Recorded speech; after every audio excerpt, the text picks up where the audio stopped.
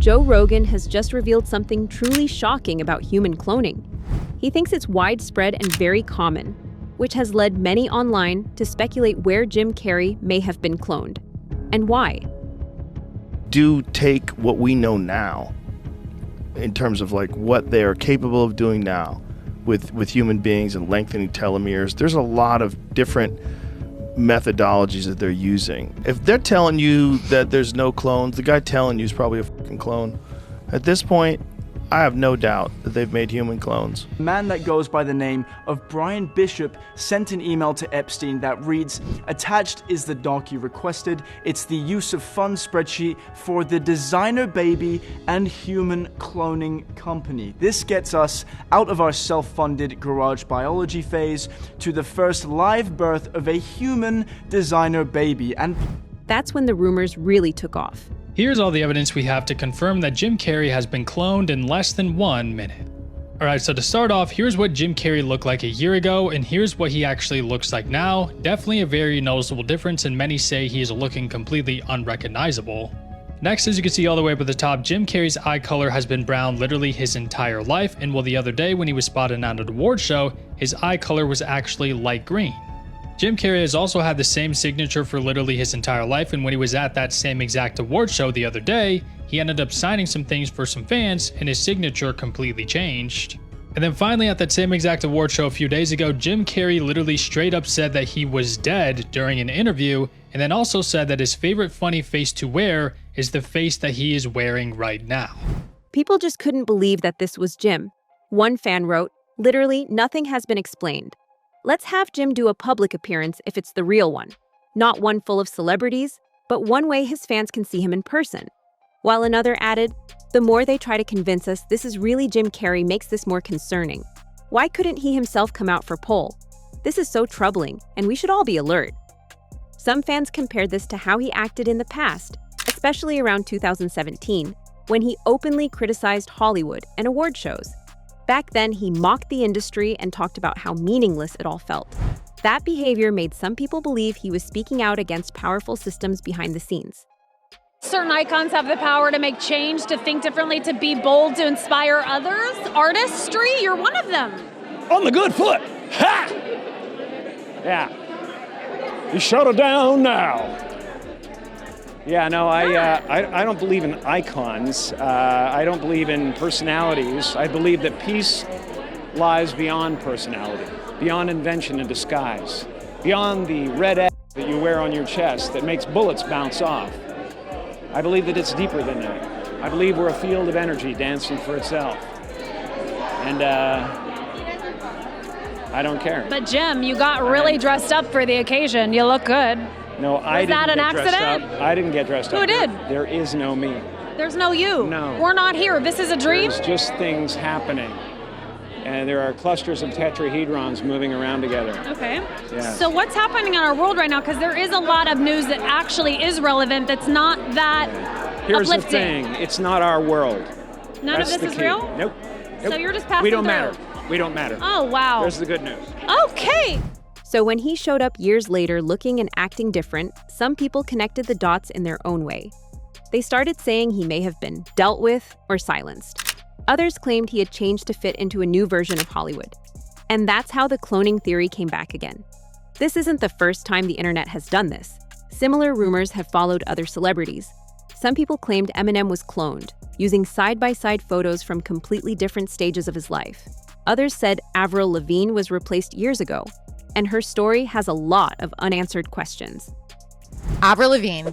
Is it actually her? Or is it a woman named Melissa? What? Allegedly Melissa Vandella, this woman that was Avril Lavigne's friend before Avril Lavigne allegedly passed away, took on Avril Lavigne's whole persona. And it's not actually the OG Avril Lavigne that we have today, but it's this woman named Melissa Vandella that looks just like Avril Lavigne. That's crazy. So those close to Avril suggested that she struggled with fame after her Let Go album. Right. She blew up so fast. Right. She was so famous, so successful, whatever. and it really got to her mentally. As we've seen this happen with like Demi Lovato, Miley Cyrus. It's tough. It's tough. Justin Bieber. It's all tough. That part of it, very believable. The thing was, in 2003, when she was already struggling with like her adjustment to fame, her grandmother had passed away, and Avril was really, really close with her grandmother. Allegedly, Avril just spun into this depression spiral, and she unalived herself. Music execs and slimy Hollywood were like, we just found a masterpiece of someone that we could profit off of. So they were like, she can't die. And the girl that she's hanging out with, Melissa Vandella, who does look just like her, they were like, perfect, problem solved. We're gonna make Melissa Avril. That's crazy. Crazy. Dude, that's an insane No, theory. it's insane. So allegedly, like, Melissa and Avril like were spending so much time together, and like execs knew her, and they were like, we'll just teach her everything. But where this is weird, her next album was called Under My Skin, and there's a few songs on there that point to this conspiracy theory maybe being real. One of them is a song about suicide and how much she like misses that person. For the promotional photo shoot of her second album, she oddly has Melissa like written on her hand, and to this day it's never been explained why. Even when she went on Call Her Daddy, Alex never asked her like what was up with the like Melissa on your hand on the promo for the second album. That's weird. Avril allegedly died. It's weird. That's weird. It's weird. It's weird. And then fans think that this could be real because apparently Avril has like these significant differences to her physical look throughout the years. I guess she had growing up a lot of different like moles and freckles that are no longer there. This would be crazy. It is the most far-fetched conspiracy I've ever heard, but there are some unanswered questions. Gucci Mane also faced similar claims after his appearance changed following prison, even though his lifestyle had clearly improved. In most of these cases, the explanation is simple. People age, change habits, and look different over time. But that doesn't stop the theories. Some people take it further and say, celebrities are replaced using doubles, masks, or lookalikes. That idea feels more believable to some, especially since realistic masks do exist. Jim himself admitted he's used decoys before, which only adds fuel to the idea. Done this a few times now, and it's using a decoy. I'm sorry, a decoy? Using a decoy. It sounds so ridiculous, but it works like a charm. Like a double. It's fantastic. Like a Jim Carrey double. A Jim Carrey double. Well, yeah, that's amazing. So what I do is I send him off in one direction, sucks all the press in that direction, and I can just have my day. And whatever you want to do. Wherever I want, totally unmolested. It's fantastic. Right. And, well, they say the best ideas are the simplest ones, and this really couldn't be more simple. It really is amazing. I'm sure it works. It really works. Wow. So a lot of times when you see the rag magazines and you see me at Starbucks in Malibu, it's him, yeah. That's right. Are you paying him enough? Because I pay him a lot, and he gets laid a lot, I think, because of it. Really? Wait, you're telling me that guy has actually had... Oh, golly. How's your life generally? How are things going on for you? What's happening with you, the guy, Jim? I'm so glad you asked, because I want to talk. I want to really talk. All right, let's do that. Because I see these shows sometimes, and people come out here and they just do bits and stuff like they're not really talking to you. That's right. Yeah. I can tell you get frustrated with it. Bit after bit, of course. Exactly, that's what I'm about. And it bugs me. There were even rumors like this about public figures outside Hollywood. Some claimed politicians were being replaced by actors during public appearances. Others pointed to small physical details, like ears or skin movement, as evidence of masks. Most of these claims have been debunked or traced back to edited or misleading content. But when it comes to Jim, he has also spoken a lot about his identity, saying that even Jim Carrey is just a character in a way. When you couple this with the idea that Jim was always extremely outspoken about people in Hollywood and people in power, it makes sense that he'd be silenced. And you know who happened to be a friend to some of the most powerful people in Hollywood? Jeffrey Epstein. This has led many people to speculate that Jim may have actually been cloned using Epstein's cloning technology, because Epstein is on record building exactly that sort of tech. This idea picked up serious traction after journalist Nick Bryant spoke in detail about newly released Epstein emails. These emails, they're referring to pizza, and I don't think it's pizza. So it's moved my needle from agnosticism to, what's going on here. The transhumanism and cloning is actually kind of mind-boggling too. Yeah, so tell us about that. Brian Bishop, who is a famous biologist, is talking to Epstein about making designer babies and genetic editing. And genetic editing comes up again And then there's also a famous biologist named Bob Travers. And that's the one who, by the way, Norman Finkelstein wrote to. Bob Travers, yeah. And he talks about actually taking boys and giving them hormone blockers and girls and giving them testosterone.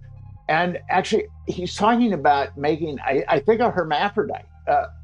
That's what they're shooting for, is a very sexy hermaphrodite. I mean, that's my extrapolation anyway. Yeah, this is pretty graphic. So it says, it's very simple. I will compare male to female with female to male, and the subject matter is trans.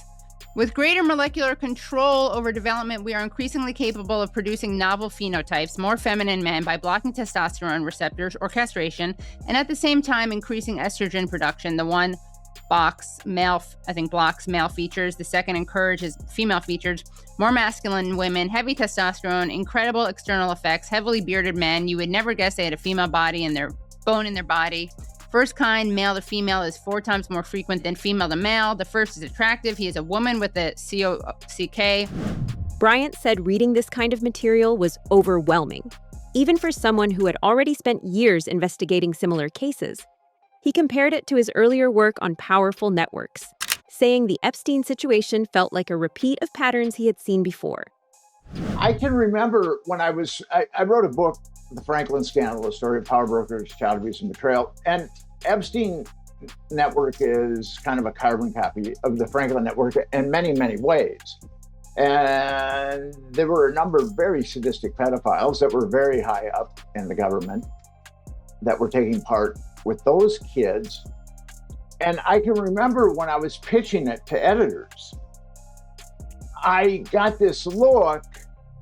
I mean, I watched this cognitive dissonance go down right before me. I could see them go, this is a horrible story. I need to help Nick Bryant. Or I can write Nick Bryant off as crazy right now and have a nice meal with my family tonight. Now, I knew that most of them would go the latter route, but I didn't think all of them would.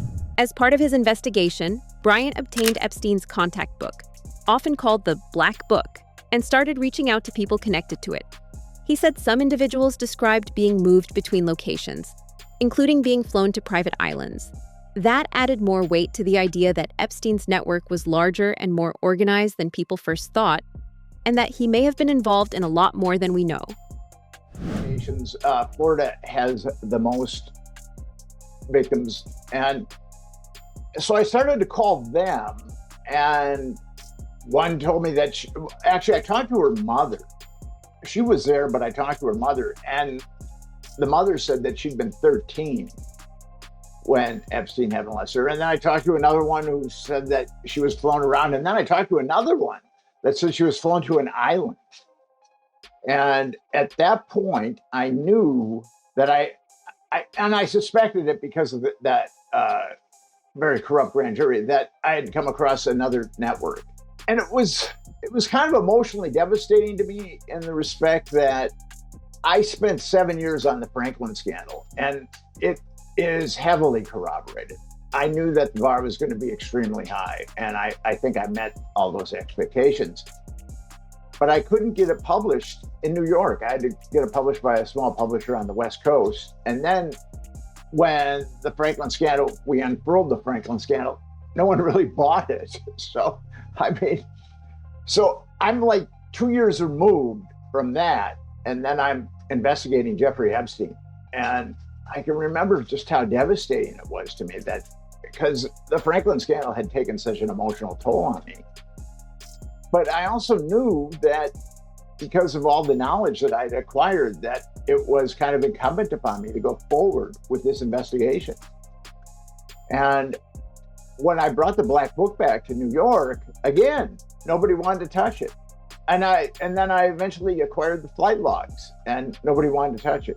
And then finally Gawker published it, and then the floodgates just opened. So now we have a growing narrative online claims that human cloning isn't just science fiction, it's already happening, hidden behind celebrity culture and major industries.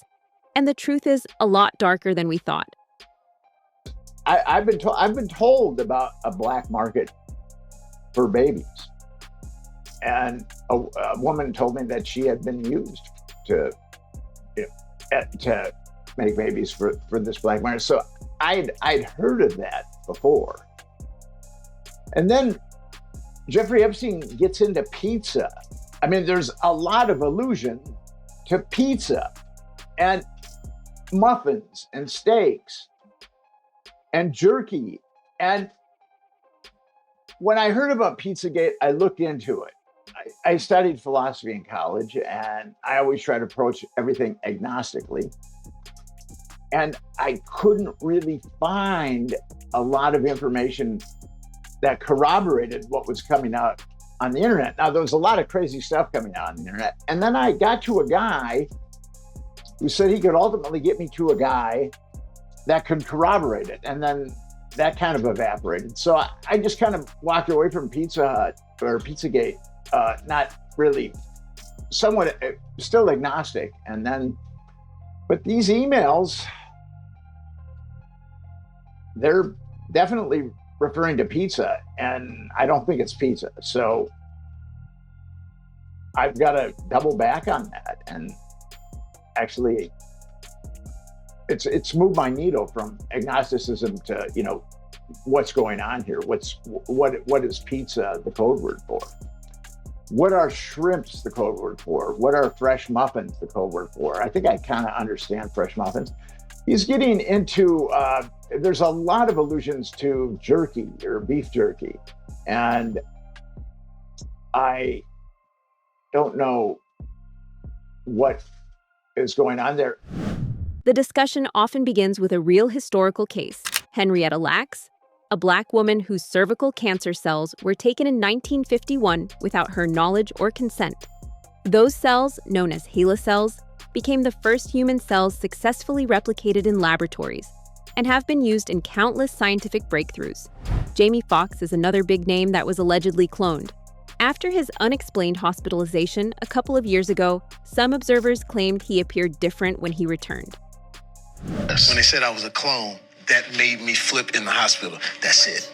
These motherfuckers are trying to clone me. I didn't have a stroke. So I'm sitting in the hospital bed like these. And then I saw me walk into my room. But I'm white, so I see the white me. But he had a Caesar too? Just like all that, the white me. Okay, gotcha. And I'm like, and I'm trying to get their attention. And no one said anything. And I'm like, that's it. I'm sure there's nothing to see there. I'm sure Jamie Foxx was just being sarcastic. He was just joking about how they tried to clone him, right?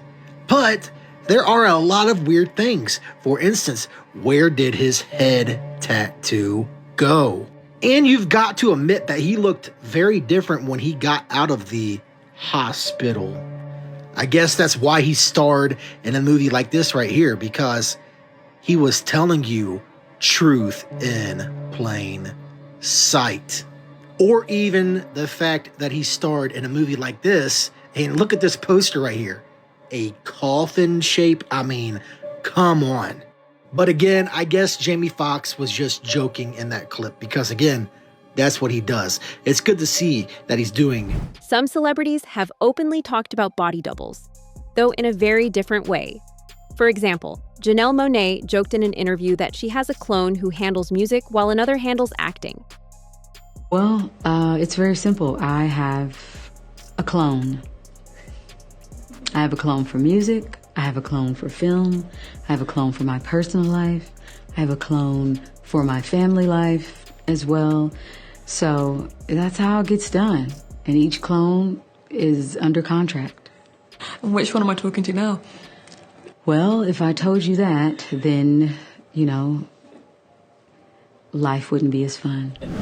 What makes all of this even worse, though, is that every time we think we've heard the last of Epstein's influence over Hollywood and global politics, we're surprised by something even worse. Newly reviewed documents from the Epstein files are shedding light on his connections with high-profile figures, including magicians David Blaine and David Copperfield.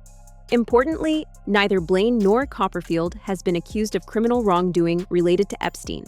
However, the files provide new insight into how closely they interacted with him. I decided to add fish to the equation. This was magician David Blaine in 2013, training for his next big act.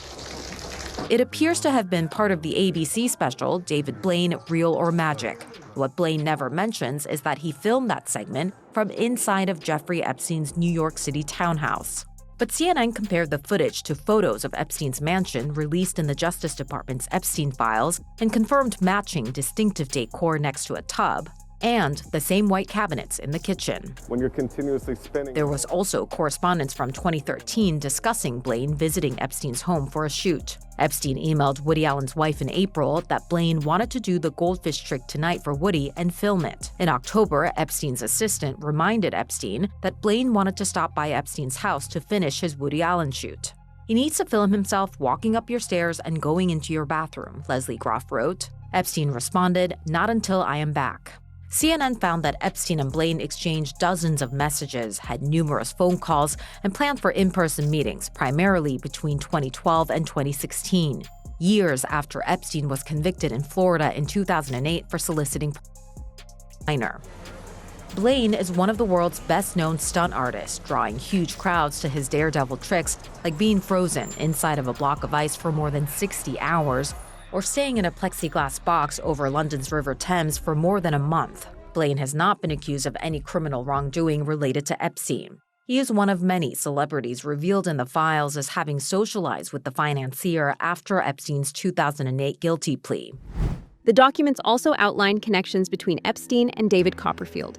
Records show Copperfield left multiple messages for Epstein in the 2000s and appeared in photographs alongside Epstein and his associate Ghislaine Maxwell. Copperfield left numerous messages for Epstein in the 2000s, and he is shown in multiple photos, including several with Epstein's co-conspirator Ghislaine Maxwell. Multiple FBI 302s describe Epstein and Copperfield having overlapping social lives. One person told the FBI that Epstein offered her tickets to a Copperfield show and that she spoke to the magician on the phone once while at Epstein's. In 2007, while Epstein was under a trafficking investigation in Florida, Copperfield too was being investigated by the FBI for a sexual allegation in Washington state. Internal FBI memos show that officials wondered at the time whether the two men engaged in illegal activity together, questioning if they shared a predilection for Copperfield has not been accused of criminal wrongdoing related to Epstein. The 2007 federal probe into Copperfield was closed in 2010, and the woman who accused him of sexually assaulting her was charged with prostitution and making a false accusation in another case. That's my job, to transport the audience and make them forget a little bit about the reality of the day. Two women that the FBI Seattle office wanted to interview about Copperfield had already been interviewed for the Epstein investigation, according to one memo. One of those women said she had worked for Epstein and had been groomed by him. Together, these developments add another layer to the broader picture emerging from the Epstein files, mapping out the network of individuals who moved within his social orbit, even as legal accountability remains focused on specific, proven actions. What do you think the truth is in this situation? Do you think Jim got cloned on Epstein's island? Let us know in the comments below.